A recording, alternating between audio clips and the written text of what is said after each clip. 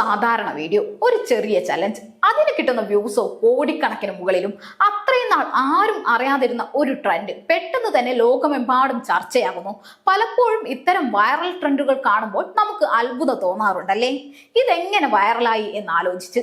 ഒരു ബക്കറ്റിൽ ഐസ് വെള്ളം നിറച്ച് തലവഴി ഒഴിക്കുക, വഴിയിൽ കൂടെ പോകുന്ന ആളുകളിൽ തങ്ങളുടെ ഫോളോവർ ഉണ്ടെങ്കിൽ സ്വർണമോ പണമോ എണ്ണിയെടുക്കാൻ നൽകുക, ഒരു പാട്ട് കേൾക്കുമ്പോൾ അതിന്റെ സ്റ്റെപ്പുകൾ അതേപടി അനുകരിക്കുക, അല്ലെങ്കിൽ ക്യാമറയ്ക്ക് മുന്നിലെത്തി സുഹൃത്തുക്കളെ പ്രത്യേക ടാസ്കിന് വെല്ലുവിളിക്കുക. സോഷ്യൽ മീഡിയ ഉപയോഗിക്കുന്നവർക്ക് ഇതൊന്നും പുതിയ കാഴ്ചകളല്ല അല്ലേ? ദിവസവും ഇത്തരത്തിൽ ഓരോ പുതിയ ചലഞ്ചും ജനിക്കുകയാണ്. ലക്ഷക്കണക്കിന് ആളുകൾ അത് ഏറ്റെടുക്കുന്നു. ചില ദിവസങ്ങൾക്കുള്ളിൽ അത് ലോകമെമ്പാടും വൈറലാകുന്നു. എന്നാൽ ഒരു ചോദ്യം ബാക്കിയാവുകയാണ്: എന്തുകൊണ്ടാണ് ചില സോഷ്യൽ മീഡിയ ചലഞ്ചുകൾ ഇത്രയധികം വൈറലാകുന്നത്?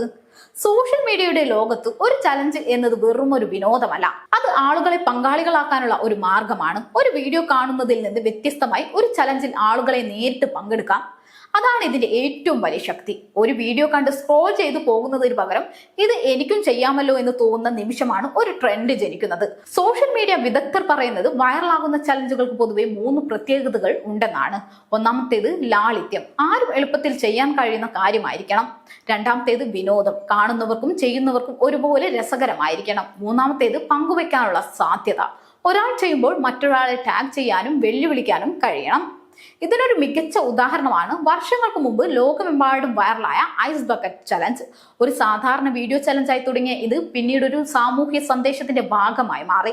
ലക്ഷക്കണക്കിന് ആളുകൾ പങ്കെടുത്തതോടെ ചലഞ്ച് ആഗോള ശ്രദ്ധ നേടി. അതായത് ഒരു ചലഞ്ച് വെറും വിനോദം മാത്രമല്ല, ചിലപ്പോൾ ബോധവൽക്കരണത്തിനും ഉപയോഗിക്കപ്പെടാം. ഇന്ന് ഇൻസ്റ്റഗ്രാം, ഫേസ്ബുക്ക്, യൂട്യൂബ് ഷോർട്സ് പോലുള്ള പ്ലാറ്റ്ഫോമുകളിൽ ചലഞ്ചുകൾ കൂടുതൽ ശക്തമാവുകയാണ്. ഒരാൾ അപ്ലോഡ് ചെയ്യുന്ന വീഡിയോ ഏതാനും മണിക്കൂറുകൾക്കുള്ളിൽ ആയിരക്കണക്കിന് ആളുകളിലേക്ക് എത്തുന്നു. അൽഗോരിതങ്ങളും കൂടുതൽ ആളുകൾ കാണുന്ന കണ്ടന്റുകളെ വീണ്ടും വീണ്ടും മറ്റുള്ളവർക്ക് മുന്നിൽ എത്തിക്കുന്നു. അതോടെ ഒരു വലിയ വീഡിയോ പോലും മണിക്കൂറുകൾക്കുള്ളിൽ ലോകമെമ്പാടും എത്താൻ കഴിയും. എന്നാൽ എല്ലാ ചലഞ്ചുകളും നല്ലതാണോ? അതിനുള്ള ഉത്തരം അല്ല എന്നാണ്. കഴിഞ്ഞ കുറച്ച് വർഷങ്ങളായി അപകടകരമായ നിരവധി ചലഞ്ചുകളും സോഷ്യൽ മീഡിയയിൽ പ്രത്യക്ഷപ്പെട്ടിട്ടുണ്ട്.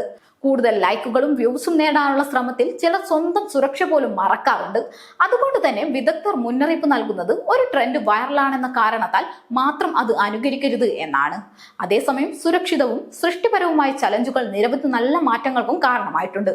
ഫിറ്റ്നസ് ചലഞ്ചുകൾ, പുസ്തക വായനാ ചലഞ്ചുകൾ, പരിസ്ഥിതി സംരക്ഷണ പ്രവർത്തനങ്ങളുമായി ബന്ധപ്പെട്ട ക്യാമ്പയിനുകൾ എന്നിവ സോഷ്യൽ മീഡിയയുടെ നല്ല വശങ്ങൾ നമ്മെ ഓർമ്മിപ്പിക്കുന്നു. സത്യത്തിൽ ഒരു സോഷ്യൽ മീഡിയ ചലഞ്ച് വൈറലാകുന്നതിന് പിന്നിൽ മനുഷ്യരുടെ ഒരു അടിസ്ഥാന സ്വഭാവമുണ്ട്. കൂട്ടത്തിന്റെ ഭാഗമാകാൻ എല്ലാവർക്കും ഇഷ്ടമാണ്. മറ്റുള്ളവർ ചെയ്യുന്ന കാര്യങ്ങളിൽ പങ്കുചേരാൻ തങ്ങളെയും അതിന്റെ ഭാഗമാക്കാനും ആളുകൾ ആഗ്രഹിക്കുന്നു. സോഷ്യൽ മീഡിയ ആ സ്വഭാവത്തെ കൂടുതൽ വേഗത്തിലും വ്യാപ്തിയിലും ലോകത്തിന് മുന്നിലേക്ക് എത്തിക്കുന്നു.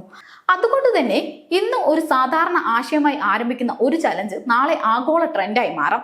ഒരു മൊബൈൽ ഫോണിൽ ചിത്രീകരിച്ച ഏതാനും സെക്കൻഡുകളുള്ള വീഡിയോ കോടിക്കണക്കിന് ആളുകളുടെ സ്ക്രീനുകളിലേക്ക് എത്താം. സോഷ്യൽ മീഡിയയുടെ ഈ കാലത്ത് വൈറലാകുന്നത് വെറും ഭാഗ്യം കൊണ്ടല്ല, ആളുകളെ പങ്കാളികളാക്കാനുള്ള കഴിവാണ് ഒരു ചലഞ്ചിനെ വിജയിപ്പിക്കുന്നത്. അതിനാൽ അടുത്ത തവണ നിങ്ങളുടെ ഫോണിൽ ഒരു പുതിയ ചലഞ്ച് പ്രത്യക്ഷപ്പെടുമ്പോൾ അത് വെറും ഒരു ചലഞ്ച് വീഡിയോ അല്ലെന്ന് ഓർക്കുക. മനുഷ്യരുടെ കൗതുകവും വിനോദവും കൂട്ടായ പങ്കാളിത്തവും ചേർന്നതാണ് ഓരോ വൈറൽ ചലഞ്ചും.